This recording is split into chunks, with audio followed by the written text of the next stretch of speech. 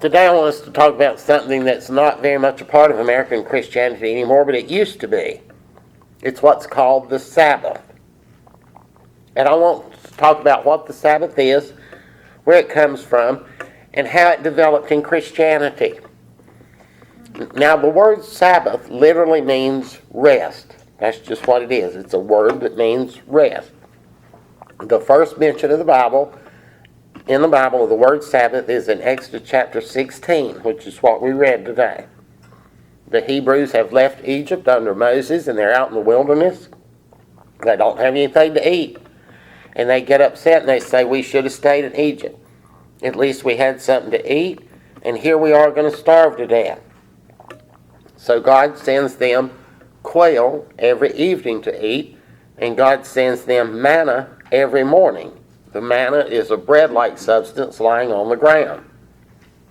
And they are told to gather it each day, just enough for that day, and some of them try to gather more than enough for that day, and they find that it spoils by the next day. But then Moses says that God has said there will be no manna on the seventh day. So on the sixth day, you need to gather twice what you need, and it won't spoil. So the people went out, and they gathered twice what they needed on the sixth day, and lo and behold, it did not spoil. Some people didn't believe that, though, so they didn't gather any on the sixth day, and they went on the seventh day, and there wasn't any there. So Moses says the seventh day is to be a day of rest, a Sabbath. And now that's the first mention of Sabbath in the Bible. Later on in the Bible, we find it mentioned as one of the 10 Commandments. And the entire commandment goes like this. Remember the Sabbath day to keep it holy. 6 days you shall labor and do all your work. But the seventh day is the Sabbath of the Lord your God. In it you shall do no work, neither you nor your son nor your daughter, nor your male servant nor your female servant, nor your cattle, nor the stranger who is within your gates. For in 6 days the Lord made the heavens and the earth, the sea and all that is in them, and rested on the seventh. The Lord blessed the Sabbath day and hallowed it. Again, notice that the implication here is the Sabbath day is a day of rest. But there's something else in here. It says, remember the Sabbath day to keep it holy. When we see that word holy, we might think of something divine, something connected to God, something sacred. But actually the word holy does not necessarily connote that. The word holy just simply means separate, different, set apart. So holy does not necessarily mean connected to God. It just means it's different. And of course the Sabbath day is different because you're supposed to work 6 days and do all your work and then rest on the Sabbath. That's why it's different. Now, in both of the things we've looked at, there is nothing religious commanded about the Sabbath day.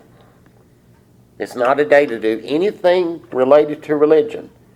The Sabbath is commanded simply as a day of rest, and that's all. Now, if you go on into Exodus chapter 31, you'll find the penalty for not keeping the Sabbath. Any violation of the Sabbath was punishable by death.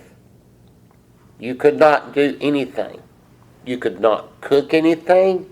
You could not even light a fire on the Sabbath day. In the book of Numbers, there's a man, he gets caught picking up sticks on the Sabbath day, and God commands that he be stoned to death.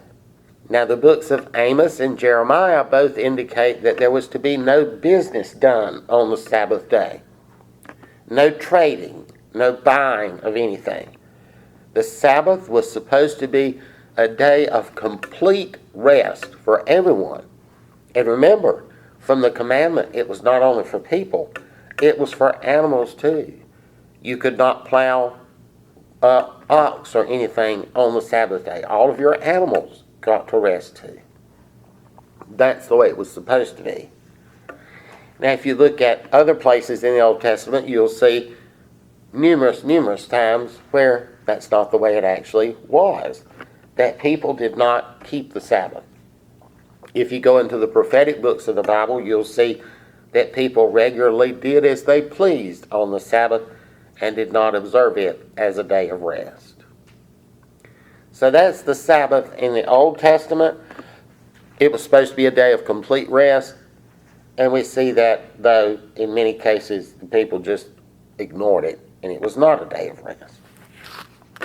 Now, if we move on into the New Testament, to the Gospels, we see mentions that some Jewish leaders in Jesus' time placed great importance on observing the Sabbath.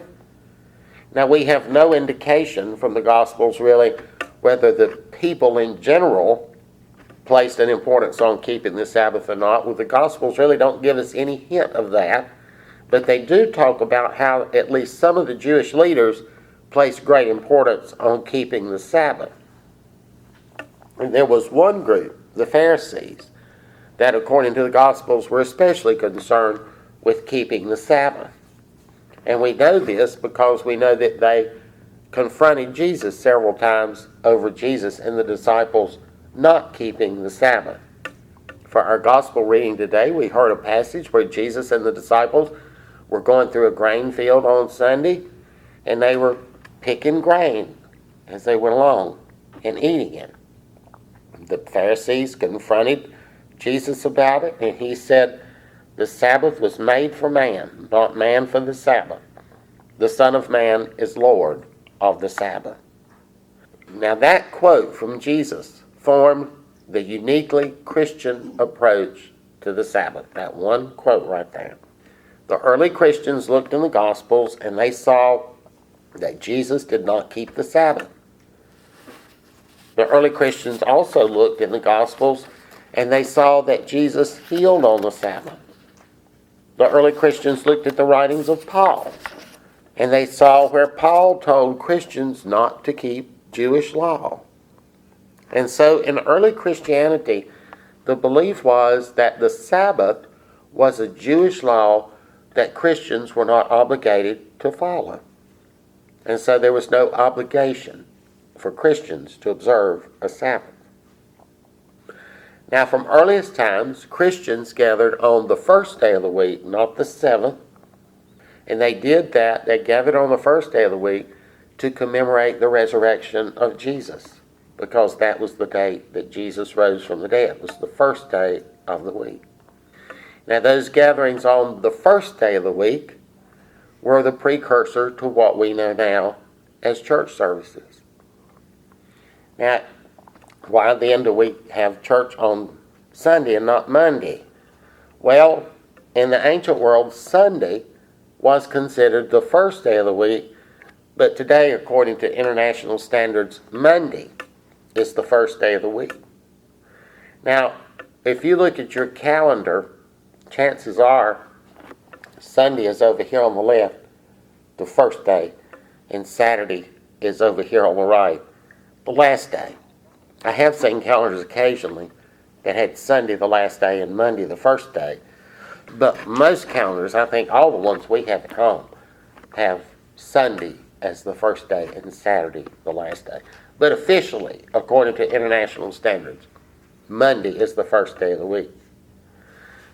Christians in early times did not necessarily keep the Sabbath as a day of rest. They just set aside a day to commemorate Jesus' resurrection. And so the belief was that Christians should not follow Jewish law. In fact, in the year 364, at a meeting of Christians called the Council of Laodicea, Christians were specifically told not to observe the Sabbath as a day of rest.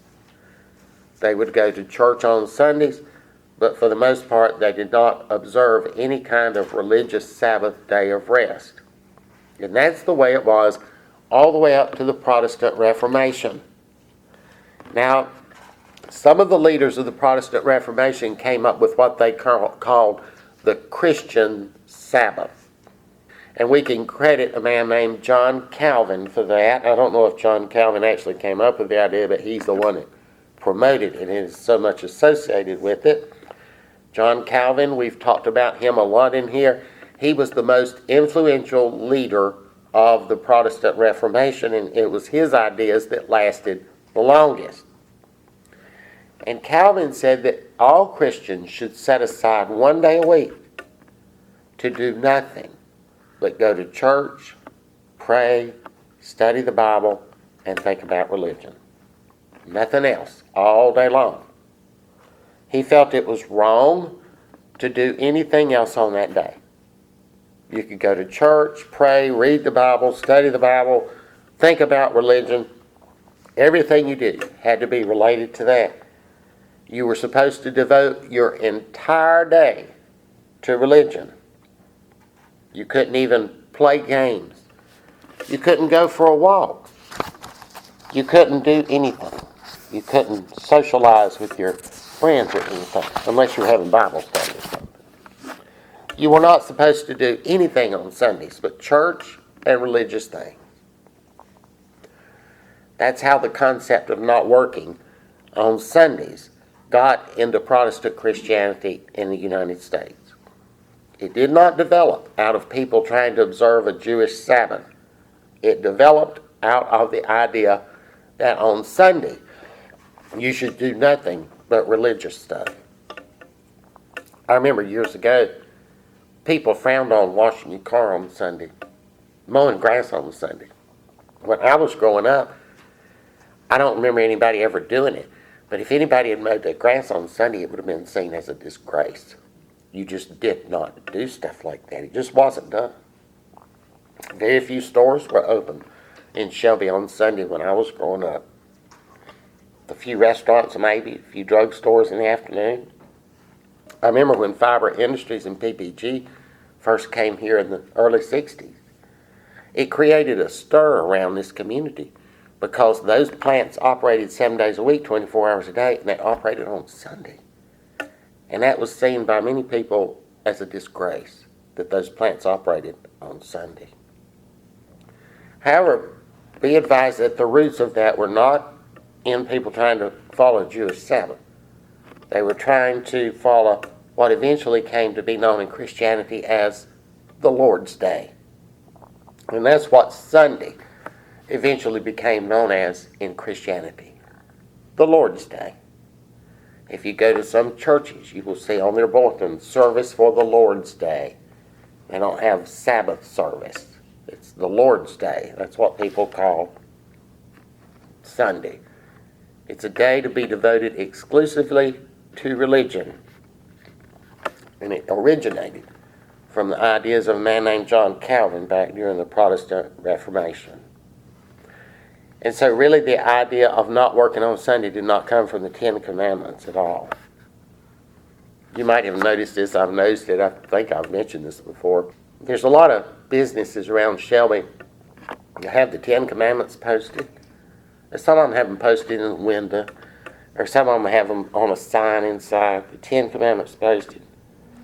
And they'll post that, remember the Sabbath day to keep it holy. And they don't post the entire commandment. You know, remember when we looked at the entire commandment, it said, remember the Sabbath day to keep it holy. 6 days shall you labor and do all your work, but the second is the Sabbath to the Lord. And it says, no one can work on that day. No one. But I think it's sometimes funny when they have it, remember the Sabbath day to keep it holy, and they're open on Sundays. So, you know, and one that I've always thought, you know, there's a lot of Christians go out to eat on Sunday after church. You know, they think we lament the fact that no more people are in church, but yet when we pull out of the parking lot, we're going somewhere to eat lunch, and that necessarily entails someone else working on Sunday. Or we might leave here and go to Ingles and go in. That necessarily entails people having to work. We might leave here and go to Walmart. That necessarily entails people having to work. I wish more people could come to church on Sunday, but not the ones that work at Ingles and Walmart. Because if they did, I couldn't go there after church and get what I need. So, you know, we extrapolate that out and make it fit the way we want it to fit One and I talked about that a lot during the pandemic stuff. And we used to go to KFC every Sunday after church and get chicken and eat there. And then when they closed down, you couldn't do it. And we'd go through the drive-thru, something that always mess up our order, so we just quit going on anyway. And then we started thinking about it, and we thought, maybe we need to just not go to stores on Sunday. If we say, I wish more people would come to church, how are they going to come to church when they're in the store so they can be open when we get ready to go? Now, of course, today the great majority of Christians do anything they want to do on Sunday. The Sunday, a lot of Christians will go to church and then they just do whatever they want to do for the rest of the day. And I guess they look at it, if they go to church, they fulfill their obligation somehow for the Lord's Day. Now, I'm certainly not one of those Christians that advocates following Jewish law. I do not follow Jewish law. And I'm certainly not a follower of John Calvin. But I think that we need to reconsider ignoring the idea of a Sabbath. Not because we think that God's going to make a mark that you've broken this commandment if you don't, but as a purely practical thing. A lot of people look at God's commandments as being just God's whims and God's dislikes, and I don't want you to do that, so don't do it. Well, why don't you want me to do it? Well, just because I said so. I mean, that's the reason a lot of times people think that God gave commandments. We just don't do it because God tells us not to. If God hadn't told us not to, it'd be okay. But I want to look at that another way. Maybe that's not where the commandments come from. Maybe God can see much farther down the road than we can. And maybe God knows the things that will have harmful effects on us way down the road a lot better than we do. And maybe God, in His commandments, is trying to warn us away from the things that will hurt us in the long run. And maybe He's trying to point us to the direction He knows that will work out best in the long run. And so maybe God sees more consequences, sees farther down the road than we do.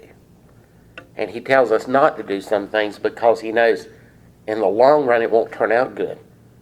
And He tells us to do other things because He knows in the long run that path will turn out to be better. He's not making rules.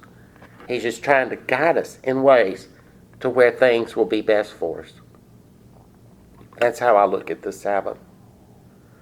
I think we've lost something in the modern world because people get very little rest and very little downtime. I know a woman who lives in the eastern part of Germany. She grew up under communism, and she was a young adult when the Berlin Wall fell. And she's thankful for the freedoms that she now has, now that communism is gone from East Germany. She's thankful that she has a higher standard of living. She's thankful that she doesn't have to watch every word she says to somebody who thought that somebody might overhear it and tell somebody and get thrown in jail. But she said there's so much less time today for family and friends.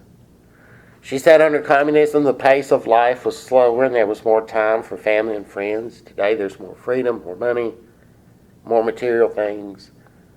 But the pace of life is such that they have little time for family and friends today. And that's certainly not the only person in East Germany that has made that comment to me. They're all thankful that the Berlin Wall is down and that they no longer live under communism, but they wish they could have kept just a little bit of the time for family and friends. You know, when our lives consist of just running from one thing to another, rushing from here to there, doing this, that, and the other all the time, it's not good. We need some time to relax, rest, and disengage. And remember, that's what the Sabbath was originally intended for. There's no indication in the book of Exodus that God started the Sabbath as a religious thing, only as a thing for rest. It was only later that religious bureaucrats got involved and made it into a religious thing. But the original concept of the Sabbath was just a day of rest. It's a recognition from God Himself that human beings need rest. It's a recognition from God Himself that it's not good for us to have our noses to the grindstone 7 days a week. It's not good for us to rush from one thing to another 7 days a week. We need a regular cycle where we can disengage. And maybe God sees that we need to disengage, and that's why He originally told the Hebrews to take 1 day out of 7 as a day of rest. And maybe that's what Jesus meant when He said, man was not created for the Sabbath, but the Sabbath was created for man. Man was not created for the Sabbath, but the Sabbath was created for man. I think God knew what He was doing when He created the Sabbath. I think we'd all be better off and feel better and be healthier and happier if we'd stop 1 day a week and rest too. But I'm realistic and I know how hard that is. It's something that Wanda and I have tried to do, and we've not always been successful in it. Right now we're not successful in it at all because there's other things going on right now, but it is certainly something to work toward and keep in mind.